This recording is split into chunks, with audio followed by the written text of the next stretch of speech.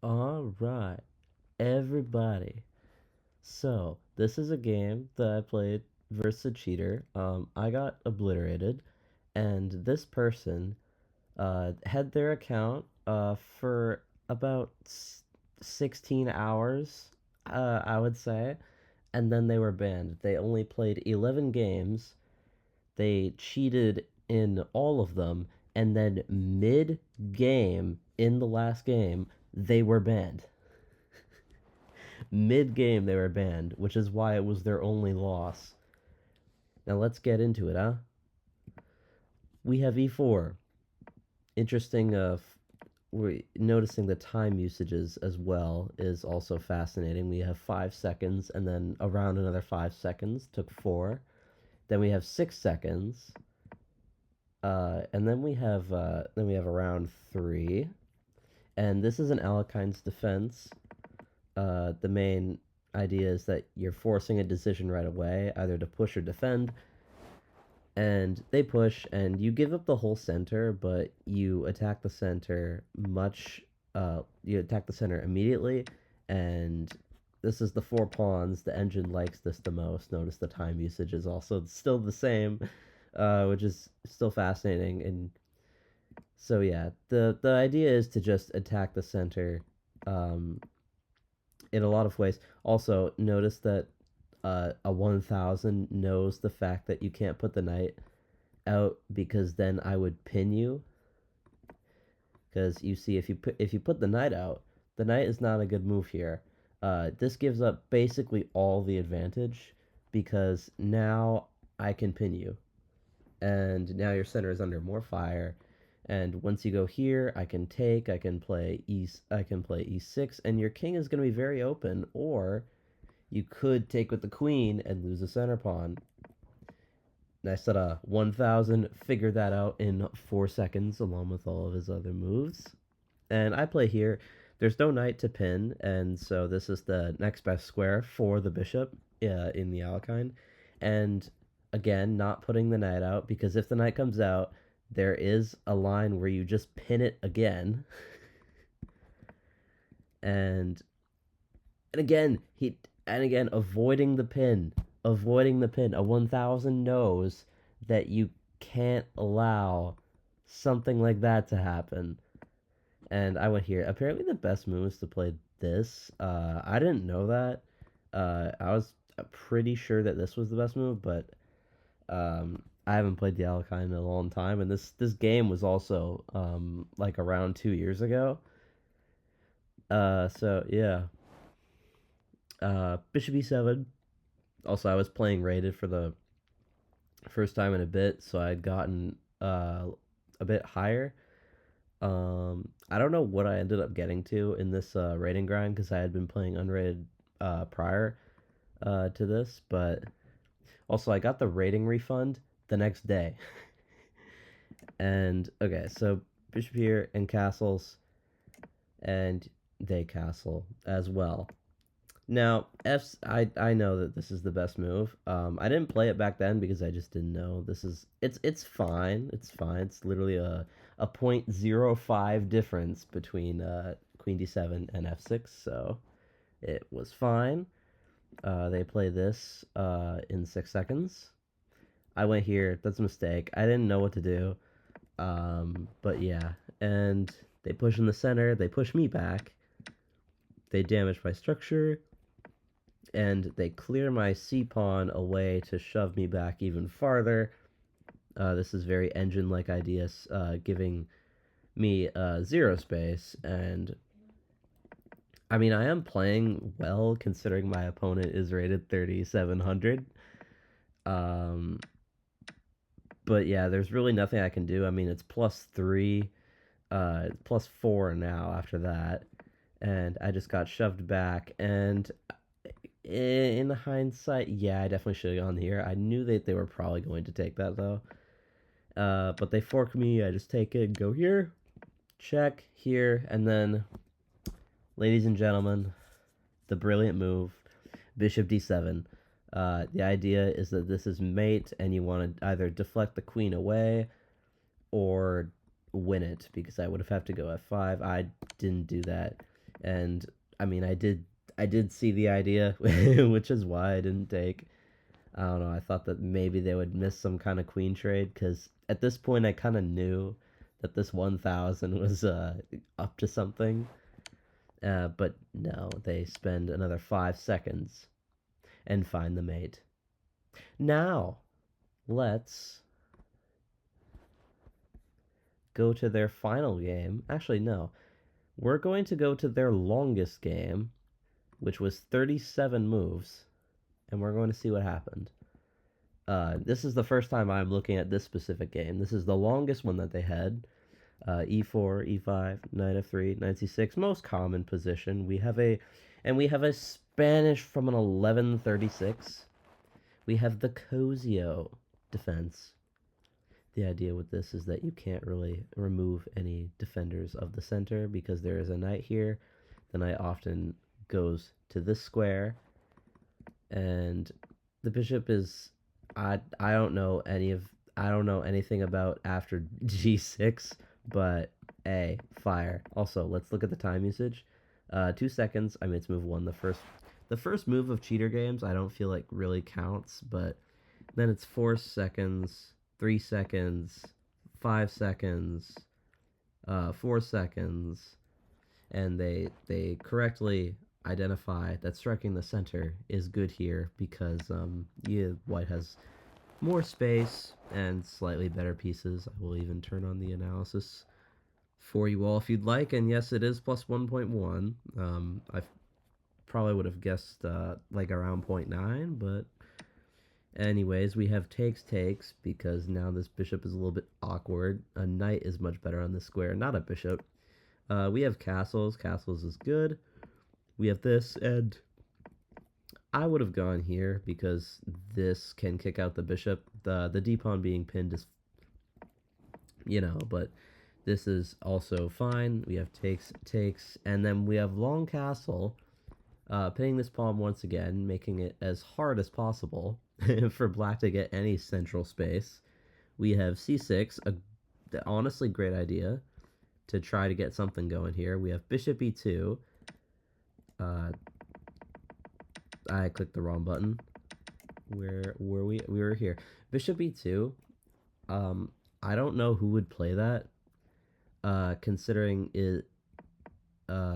Because if you go here, you have 1, 2, 3, 4, and 5 attackers on this square, preventing black from, putting a pawn there. And your bishop hits this. But no, we go back here in 5 seconds because it's the best move. But yeah, we have this anyways, and we have this take stuff. And again, the bishop's over here. It's going to get hit with stuff like this. Like, why would you go there? But the engine obviously sees something much better, and you went back anyways. Between 3 to 5 seconds, of course. And we have bishop f5.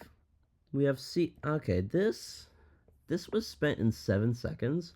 So I think this move was actually played on their own, or they meant to do something different. Not sure what they meant to do, but A. Okay, we have queen b6. Good move. Hitting this pawn. Maybe some checkmating ideas after you do so. Maybe something like this. Trying to trade because holy crap, your position is terrible. We have a check. Best move. No, we don't trade queens right away. We check and then we trade queens because I don't know, reasons. We want the king on the back rank instead of over here. Anyways, we have a decline in the queen trade, which is good. We also have this move. It's hitting the bishop. And we have an attack on the queen. Where do you move the queen? Well, you spend 4 seconds and you don't move the queen, and you rather, pin yourself. Now, it is the best move, and you could have also potentially done something like this. The point is you want to keep this pawn protected, which still attacks the bishop, but the bishop comes back and attacks you, and we have another amazing, brilliant, awesome move of rook takes e6. Another sacrifice. They got a brilliant move against me. They got a brilliant move against this dude. Uh, Sali Abilov, 1993. Probably born in that year. Big Chad from Azerbaijan. I don't know how to say that. But a valiant effort, and he played very well, considering the strength of his opponent. And we have another move of amazing quality, and not even this winning the queen. But no, we go here because I don't know why not. It's we we can't always play the best move. Remember, we can't always play the best move and also most obvious move. But no, we allow the taking of our own pawn, maybe some attacks on our king. We just allow that because we're trying not to get caught, even though you got caught within 11 games. And we don't play the best move again. It goes from mate in 18 to mate in 19. Fascinating. We take this pawn. We check. We check again. We check. We check. We pick up the queen. And black resigns. Black wanted nothing to do with the game after this. I mean, looking at the time usage, yeah, that's pretty obvious. But we have one more thing we need to do. We need to watch this individual get banned mid-game. Also, by the way, it said we're gonna go into info. It says won by resignation. So Laporla resigned, and if you know anything about being banned, if you get banned, you resign. Like, it gives the win to your opponent if you get banned mid-game. I don't know if any of y'all know that. Maybe y'all didn't know that. Maybe you learned something new today, which would be fantastic. I'm going to cover the moves so you guys don't get any spoilers. We're going to turn on the analysis, of course. But we have d4, and we're going to look at this from our cheater's perspective. We have knight f6. We have a Trumpowski with c6. Interesting. I don't know anything about this. I usually play knight e4 against the trump, but we have takes. I would not have taken against the c6 structure. I have played the trump sometimes, but against c6 I would have never taken. Because now, I mean, this is just fine for black. It's like a,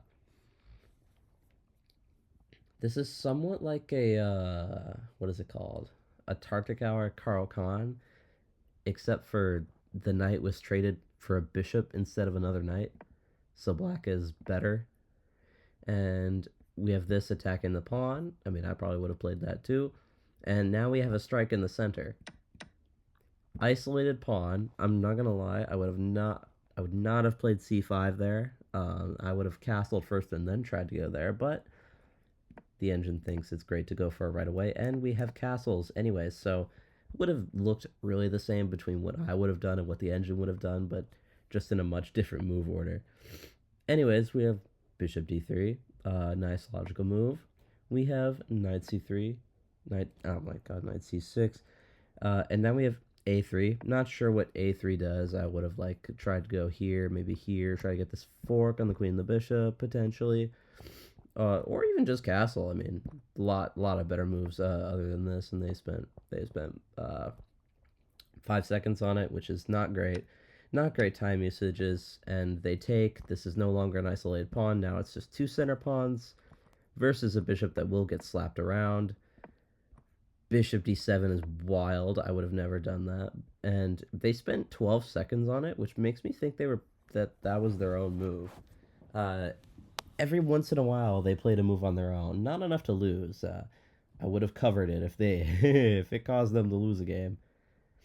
But we have this. We have the bishop dropping back. We have queen c2, eyeing this pawn over here, but they get shut out with e4.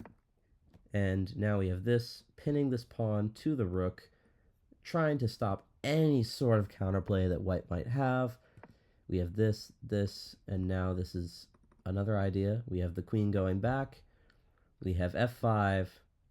And the moment f5 was played, our protagonist was banned. Right as this move happened, ban. I checked the time. I checked the time usages and the time of which this game was played, and I had calculated like all of the move times and when this guy when the game ended as well, and he was banned like about half a second after this move was played.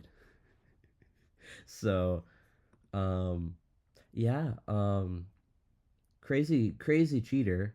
This guy did a terrible job trying to hide it. They definitely did try to hide it with some of the moves being played on their own. In this game, there were two. There were two moves played on their own: Bishop D6 and Bishop D7. Funnily enough, they were both okay moves. This one was worse than this one. Apparently, the engine wants that to, maybe go on a much better diagonal. But I mean, who can hate on Bishop D6, right? And yeah, that's really it. See ya.